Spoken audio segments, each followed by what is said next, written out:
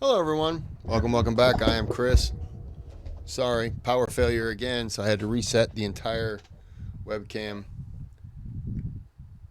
It glitches, I don't know. It sucks. It is what it is, I guess. Okay, this is the CIA's Secret War Against JFK Part 1. This is from Redacted, Declassified Mysteries with Luke LaManna. It's a podcast that they have moved to. It's a podcast that they've moved to YouTube as well. It is from. Basically, it's under the Mr. Ballin umbrella. But anyways, click that thumbs up, subscribe to the channel if you like that. There's a thanks button here. You can click on that and donate. Okay, so we're going to break this down. What is it, 34 minutes? We're going to break it down to 17-minute videos. It's too bad I can't break it down there, but it'll be in the middle of this one. So, without further ado, let's get into it. Oh, there is a part 2, and I will do that one as well. On November 8, 1960, CIA Director Allen Dulles settled into an armchair and turned on the news. The results of the presidential election would be coming soon. He sipped a scotch on the rocks as he calmly watched the anchor on screen.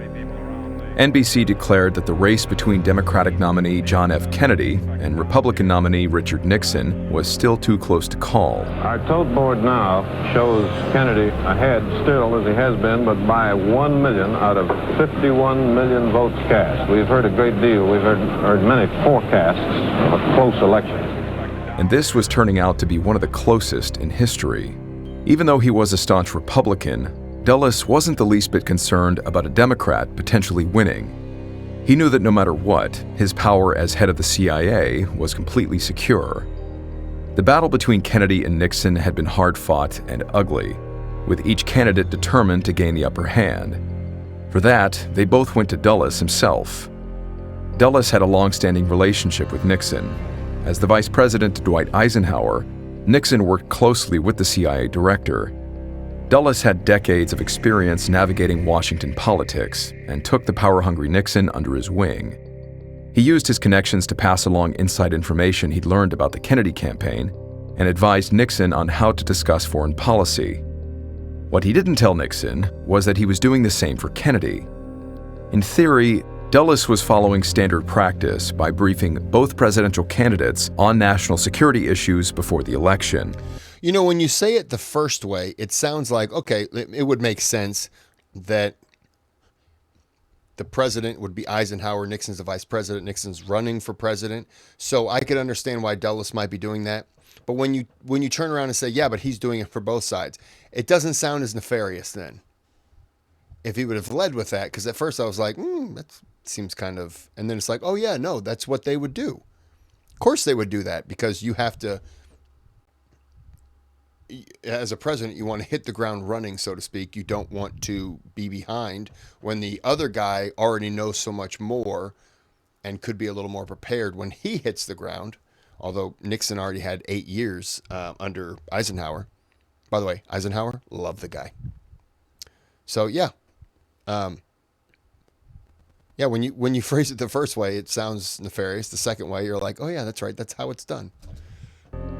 But Dulles went beyond protocol with Kennedy, disclosing more secrets than he normally would with a presidential candidate. And he didn't inform Nixon about this preferential treatment. It was Dulles's way of hedging his bets. Okay, now that sounds nefarious. And ensuring he would remain valuable, regardless of the election outcome. The election night dragged on with no clear victor. But one day after the polls closed, on November 9, 1960, the major news networks declared Kennedy the winner. Dulles had played his part perfectly, and now he was going to remain at the helm of the CIA. He could manipulate anyone to do what he wanted, especially the young upstart Kennedy. And right now, Dulles's mind was set on one thing: the threat of communism in Cuba.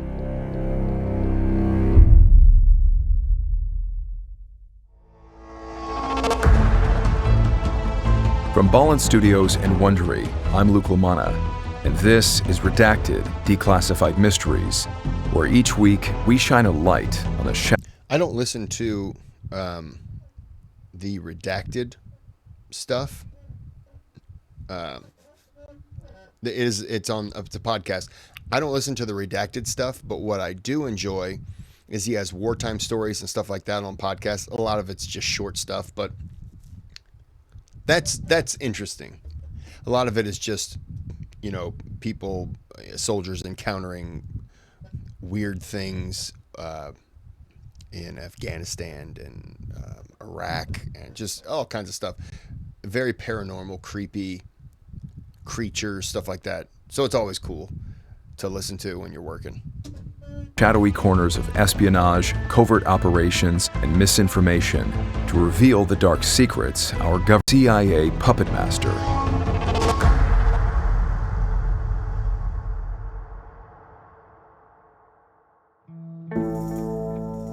In the aftermath of World War II, the United States dramatically expanded its intelligence and military capabilities.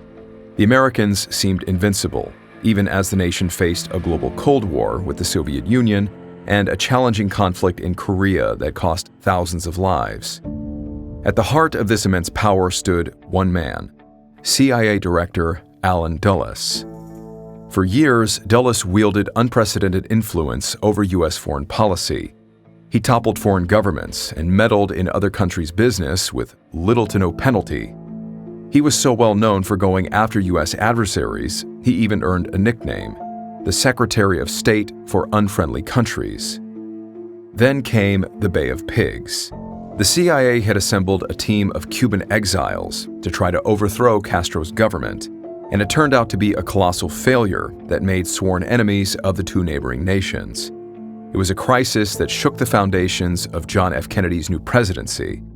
Threats from Cuba loomed over the rest of his time in office. More than anything, the Bay of Pigs exposed the sheer power wielded by the CIA and signaled to the world that the agency's director, Allen Dulles, wasn't going to answer to the president. It was said that Dulles undermined or betrayed every president he served in high office, and his most explosive rivalry was with President Kennedy. At 43, when you think about it, we also had Hoover in the FBI who kind of kept presidents at arm's length at the same time. We had people that, as much as they loved the country, and sometimes it was questionable things. Didn't Dulles have a brother? Weren't there two Dulleses? Hold on. Sorry. The Dulles brothers?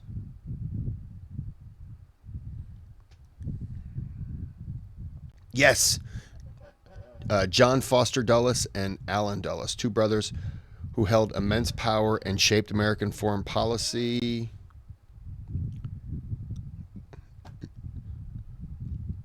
Okay, I clicked this link to read more, and it... Okay. Well, that did not help me.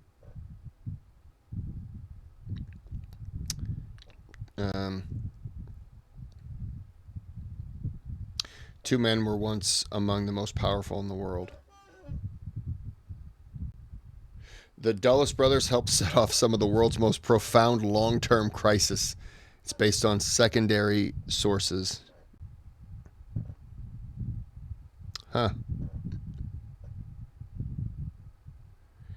John Foster Dulles, 1888 to 1959. Allen Dulles from 1893, so 5 years younger, to 1969.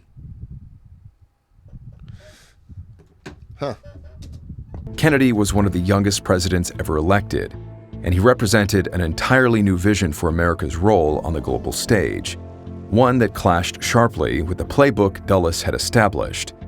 Their feud came to a head with the Cuban invasion. Each blamed the other for its collapse. But the CIA's official narrative about the affair was totally false, and the new president never fully recovered from the disaster before his assassination 2 years later. Unfortunately, the real motivations behind the CIA's Bay of Pigs operation would remain buried for decades.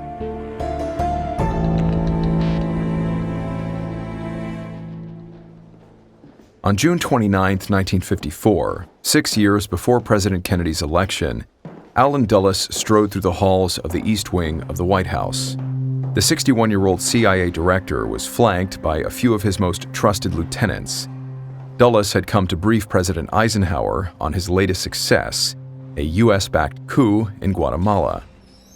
One of Eisenhower's aides led Dulles and his team to a small theater, where more than 24 high-ranking officials were also waiting to meet with the president. As his team prepared their presentation, Dulles spotted his brother in the crowd. John Foster Dulles was Eisenhower's Secretary of State. The two brothers had unprecedented control of American foreign policy. They spoke daily as they worked to advance corporate interests and fight what they saw as communist threats around the globe. When the Guatemalan operation succeeded, Dulles' first call had been to Foster, not Eisenhower.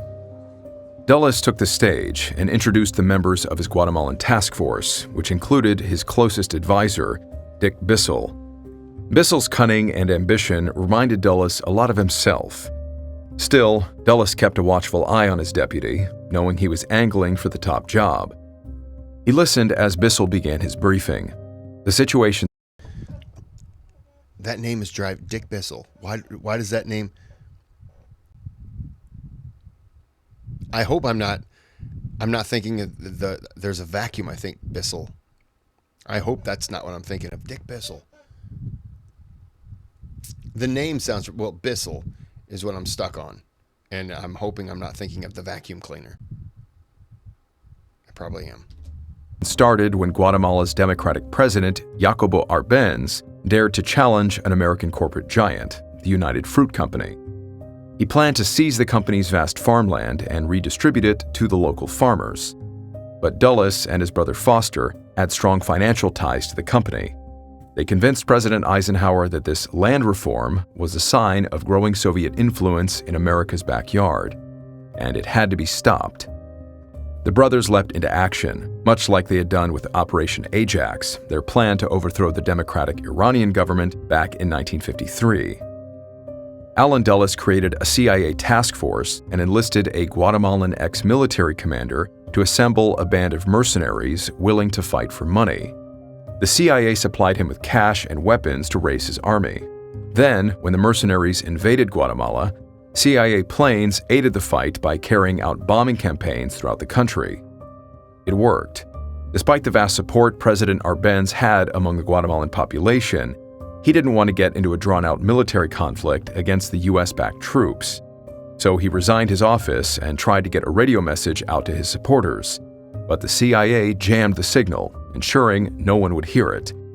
The mercenary leader was put in charge of Guatemala, and he pledged to allow the United Fruit Company's continued ownership of the farmland.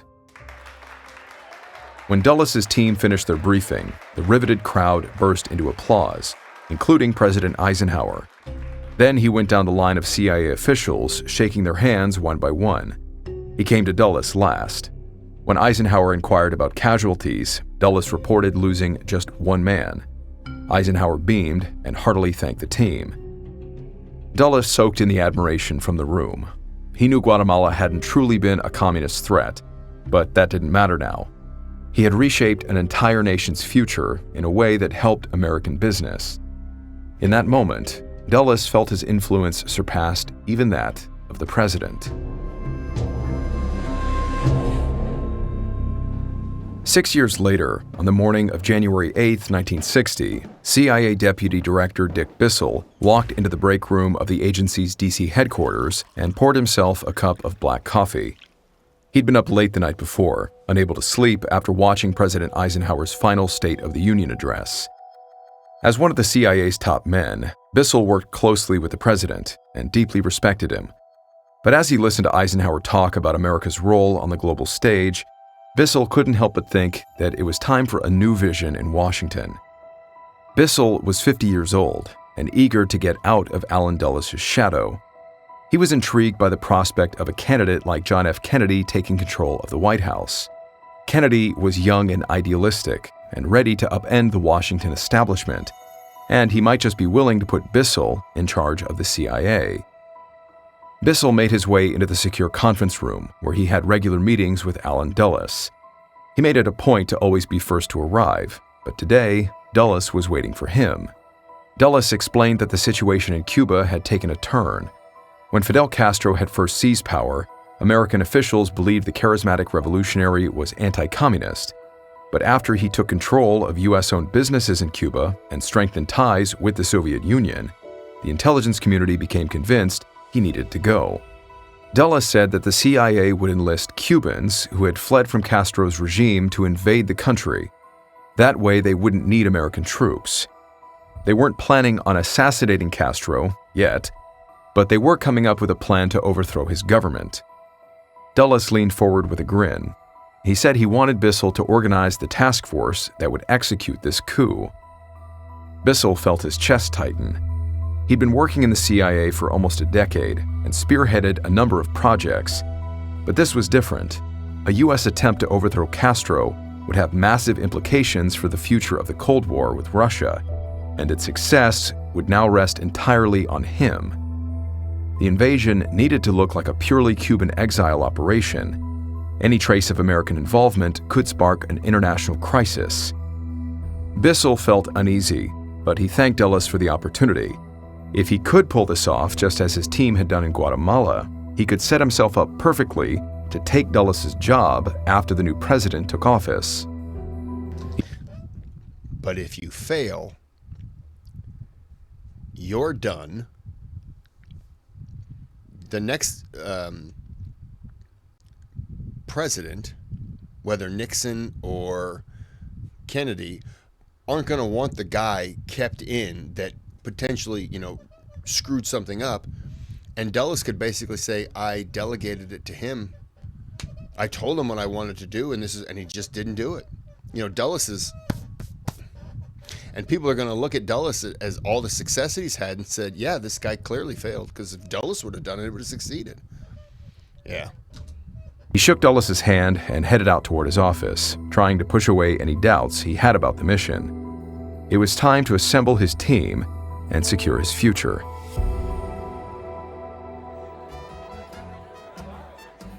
A few months later, Jose Perez San Roman slumped against a bar and waved for another drink. Most called him Pepe. He wasn't normally a heavy drinker, but today, in the sweltering heat of an April afternoon in Miami, he was homesick. After a few shots of rum, he could almost pretend he was back in Cuba.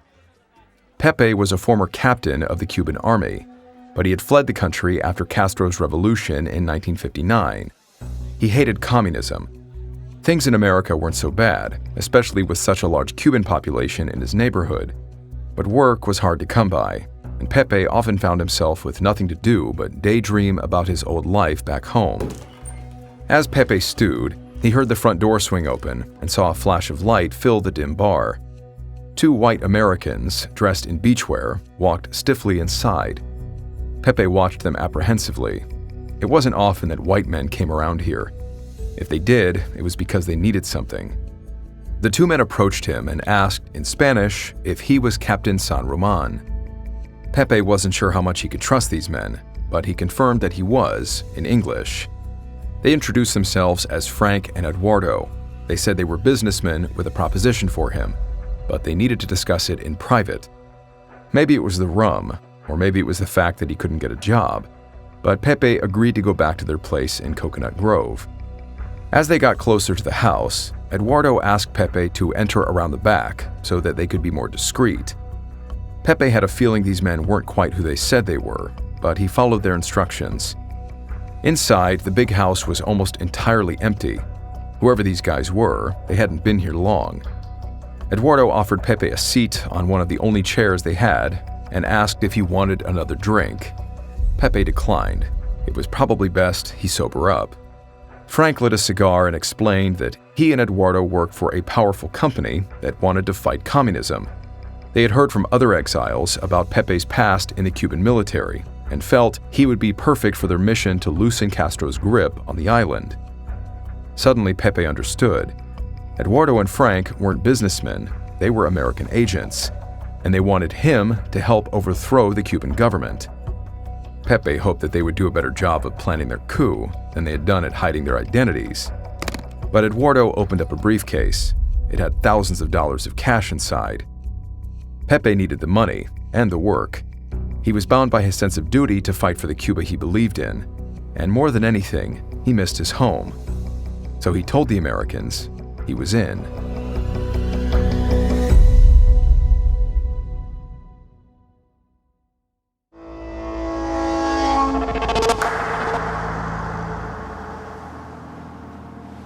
A month later, on a night in late May of 1960, Pepe was seated on a motorboat somewhere off the Florida coast. As a naval man, Pepe never got seasick, but with the uncertainty of this mission, each bounce over a wave made his stomach churn. It took everything in him not to lean over and vomit into the inky black water. The last few hours had been strange. Around 10 p.m., the Americans had packed him and about 100 other ex-Cuban volunteers into sedans. They drove west out of Miami and across the state to the Gulf Coast. From there, they were quietly transferred onto boats. The entire time, the Americans wouldn't tell them exactly where they were going. Pepe looked around at the dozen other Cuban recruits on his boat. They each wore the same anxious expression. It seemed like hope weighed down with fear. They all wanted to liberate Cuba from Castro, but none of them knew whether they could trust the Americans to do right by their people. After about half an hour on the boat, they arrived at their destination, a small island with beaches, a golf course, and a resort. Pepe was grateful to be back on dry land, and he gathered with the other recruits on the beach in front of the hotel. An American welcomed them to Yusepa Island, their home for the next month. The man explained that more would be joining them soon, but they were the best of the best, and they would be leading this invasion. He added that their efforts were being funded by a wealthy anti-Castro Cuban businessman. Pepe scoffed. He knew the U.S. government was actually behind the operation. The American then dismissed them all, and they settled into their room. It's hard to believe that a businessman, it's just a businessman who's just decided to overthrow your government. You know, the U.S. has nothing to do with it. Okay. I don't believe that at all, but okay. All they could talk about was how they were being lied to. They jokingly told one another that they were working for the CIA, the Cuban Invasion Authority. Still, the men were dedicated to the cause of freeing Cuba, which pleased Pepe. He had sorely missed this camaraderie since he was forced out of the military. Over the next month, Pepe and his fellow exiles were put through intense psychological testing and several rounds of polygraph tests. The Americans wanted to make sure everyone was truly committed to the mission ahead. In between these sessions, he was given a US-made M1 carbine rifle and participated in exhausting drills storming the beaches of the resort. Each time he ran onto the beach, seawater dripping from his uniform, Pepe would close his eyes, just for a second, and imagine being back in Cuba. It was the only thing that kept him moving forward. Okay, we're going to go ahead and stop it there. We'll go back. We're going to stop it here at the halfway mark. I don't know what's going to happen. I mean, no one's ever spoken about things involving JFK, so we have no idea. So I'm going to end this here. We'll be back with part 2, but until then, don't watch the end of this video unless I'm in it. So you have to wait till tomorrow. So until then, have a good day, have a good night.